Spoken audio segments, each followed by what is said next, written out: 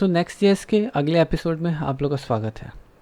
इस एपिसोड में हम बात करेंगे Next.js के की फीचर के बारे में है। एक्चुअल में Next.js इतना पॉपुलर क्यों हुआ, और ये अगर रिएक्ट पे है तो रिएक्ट तो ऑलरेडी इतना पॉपुलर है, फिर भी ये अपने आप को रिएक्ट फ्रेमवर्क क्यों कहता है। तो मेरे हिसाब से अगर बोला जाए तो Next.js जो है वो फुल स्टैक फ्रेमवर्क है। ठीक है, अब फुल स्टैक फ्रेमवर्क है वो कैसे है, वो मैं इसके बारे में भी आप लोग को बताऊंगा। तो सबसे पहले हम बात करते हैं कि इसका पहला की फ़ीचर क्या है। अगर पहले की फ़ीचर की बात की जाए तो इसमें सर्वर साइड रेंडरिंग है।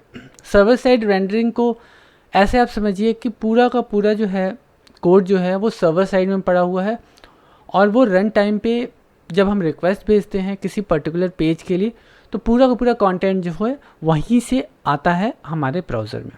इसको दूसरे तरीके से समझते हैं, जैसे कि ये एक रिएक्ट बेस एप्लीकेशन है। ठीक है, रिएक्ट बेस एक वेबसाइट है। अब इस रिएक्ट बेस वेबसाइट का अगर मैं आपको व्यू सोर्स दिखाता हूँ तो यहाँ पर अगर आप देखेंगे तो यहाँ पर आपको कुछ भी नहीं मिलेगा देखने के लिए। एक सिंपल सा एक यहाँ पर जावास्क्रिप्ट के कुछ बंडल्स एडेड हैं, और नॉर्मल सा जो है यहाँ पे HTML एडेड है, और एक यहाँ पर आईडी है, और इसी आईडी पे पूरा का पूरा जो है रिएक्ट रन करता है। तो अगर हम बात करें रिएक्ट के बारे में तो रिएक्ट जो है वो सर्वर साइड रेंडरिंग नहीं करता है। वो क्या करता है, वो क्लाइंट साइड रेंडरिंग करता है। जैसे ही आपका कोई पेज है वो लोड हो जाता है क्लाइंट के साइड पे, ब्राउज़र पे जैसे ही वो लोड हो जाता है, लोड होने के बाद से वो डेटा का रिक्वेस्ट भेजता है आपके सर्वर पे। जैसे कि अगर मैं बोलूँ तो एग्जांपल में जेसन डेटा के लिए रिक्वेस्ट भेजता है वो सर्वर पे, सर्वर से वहाँ से फिर जेसन डेटा आता है, और उस जेसन डेटा को वो फॉर्मेट करके आपके अकॉर्डिंग, आपके स्ट्रक्चर के अकॉर्डिंग, जो भी आपने डिज़ाइन किया है उस डिज़ाइन के अकॉर्डिंगली वो वहाँ पर ब्राउज़र पे प्रेजेंट कर देता है। तो यहाँ पर भी जो है अगर मैं दिखाऊँ तो यहाँ पर एक जेसन रिक्वेस्ट किया विद इमेजेस और विद सम कंटेंट्स यहाँ पे आया, और ब्राउज़र में आया, और ब्राउज़र ने उसको रेंडर कर दिया। तो रिएक्ट जो है एक्चुअल में जो क्लाइंट साइड रेंडरिंग है, सारा का सारा जो गेम है वो क्लाइंट साइड में होता है। जितनी जिम्मेवारियाँ जो होती हैं ना वो ब्राउज़र को दे दिया जाता है कि भैया तू ही इसको संभाल, मैं कुछ ना कर रहा, सीधी सी बात है। तो यहाँ पर क्या हो रहा है कि वो सीधा सर्वर का रिक्वेस्ट वहाँ से डेटा लाता है, और उसके हिसाब से वो URL को चेंज कर देता है। आपका URL भी चेंज होता है, विदाउट URL चेंज भी आप लोग रिएक्ट के एप्लीकेशंस को बना सकते हैं, बट रिएक्ट में भी URL जो होता है वो चेंज होता है। URL चेंज हुआ, डेटा आया, डेटा आपके यहाँ पे प्रेजेंट हो गया, बट पूरा का पूरा जो कंस्ट्रक्शन जो हुआ ना वो हुआ आपके ब्राउज़र में हुआ। ठीक है, अब जो यहाँ पर सर्वर साइड रेंडरिंग का फ़ायदा क्या है। सर्वर साइड रेंडरिंग का जो फ़ायदा है वो इस तरीके से देखिए कि जैसे अगर मैंने आपको ऑलरेडी दिखाया कि सोर्स फाइल में यहाँ पर आपको कोई कंटेंट नहीं दिख रहा है, बट एक्चुअल में वेबसाइट पे कंटेंट पड़ा हुआ है।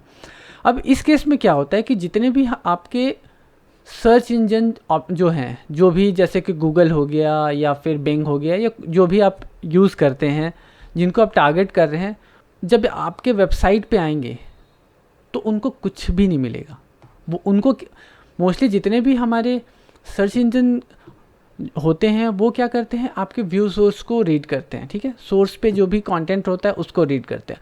सोर्स पे तो कुछ है ही नहीं, तो जब है नहीं तो उसको कुछ मिलेगा नहीं, और जब मिलेगा नहीं तो उस केस में क्या होगा, आपका सर्च इंजन जो है ऑप्टिमाइजेशन एक्चुअली जो है वो नहीं हो पाएगा, वो प्रॉपर वे में नहीं हो पाएगा। एक्चुअली हम यहाँ पे रिएक्ट की कोई बेइज्जती नहीं कर रहे हैं। रिएक्ट जो है वो वैसे ही है, रिएक्ट जैसे बना हुआ है वो वैसे ही है। रिएक्ट जो है वो सिंगल पेज एप्लीकेशंस के लिए है। आपका पेज जो है बिल्कुल रिफ़्रेश नहीं होता है, पर्टिकुलर जो है एक सेक्शन जो है वो चेंज होता है, और कंपोनेंट्स जो है वहाँ पे रेंडर होते हैं।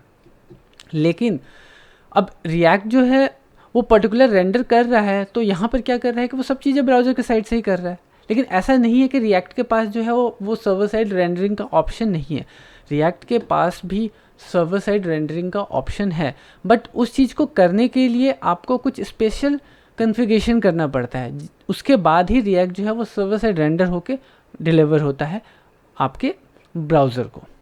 अगले की फीचर की बात करते हैं तो सेकंड जो की फीचर है इसका वो है फाइल बेस राउटिंग। ठीक है, अब रिएक्ट जो है वो खुद में भी राउटिंग देता है आपको, लेकिन एक्चुअल में वो इनबिल्ड नहीं है। उसके लिए आपको रिएक्ट के लिए अलग से लाइब्रेरी यूज़ करना पड़ता है, अलग से थर्ड पार्टी टूल यूज़ करना पड़ता है, उसके बाद से आपका राउटिंग यहाँ पे वर्क करता है।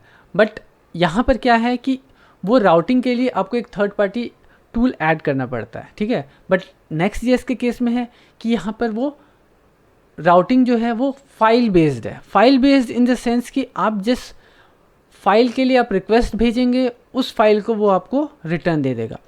पहले से डेवलपमेंट कर रहे हैं तो आपको थोड़ा सा आइडिया होगा कि जब हम स्टैटिक HTML फाइल्स बनाते थे, स्टैटिक HTML साइट्स बनाते थे, तो हम एक एक पेज बनाते थे, index.html, about.html, contact.html, ठीक है। और इन HTMLs को जो है हम उनका लिंक जो है href में दे देते थे और वहाँ पे क्लिक करने पे पर्टिकुलर जिस फाइल के लिए रिक्वेस्ट जाता था, जैसे कि अबाउट पे जाना है तो about.html का रिक्वेस्ट गया, तो उस केस में वहाँ से HTML जो था वो अबाउट का आ जाता था।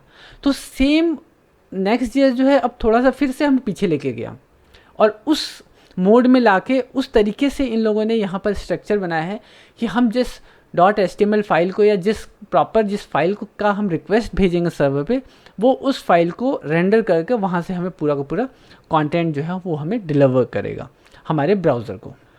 अब बात करते हैं नेक्स्ट फीचर के बारे में, जो इसका की फीचर है, जो सबसे बड़ा इसका की फीचर है वो है नेक्स्ट जो है Next.js का जो सबसे बड़ा फीचर है जो इसको फुल स्टैक फ्रेमवर्क बनाता है वो है इसका API क्रिएट। Next.js में आप अपना API भी लिख सकते हैं, आप अपने डेटा को शॉर्ट भी कर सकते हैं, आप यहाँ पर अपने डेटा के लिए ऑथेंटिकेशन भी लिख सकते हैं। तो सर्वर साइड से जो इंटरेक्शंस भी होता है, ये सारी चीज़ें जो हैं वो सब भी आप Next.js के अंदर कर सकते हैं। तो इसी वजह से Next.js जो है वो एक तरीके से फुल स्टैक फ्रेमवर्क है रिएक्ट के लिए। तो ये जो कुछ इसके की फीचर्स हैं जिसकी वजह से Next.js जो है बहुत ज़्यादा पॉपुलर हुआ और अभी भी उसको बहुत ज़्यादा लोग यूज़ कर रहे हैं, और रिएक्ट तो खुद में बहुत ज़्यादा पावरफुल है ही। तो ये कुछ ऐसे फीचर्स हैं जो हमारे Next.js को महान बनाते हैं। अगले वीडियो में हम Next.js के प्रोजेक्ट और उसके सेटिंग्स के सेटअप्स के बारे में बात करेंगे। उम्मीद करता हूँ जानकारी अगर पसंद आई हो तो वीडियो को लाइक और चैनल को सब्सक्राइब करना ना भूलें।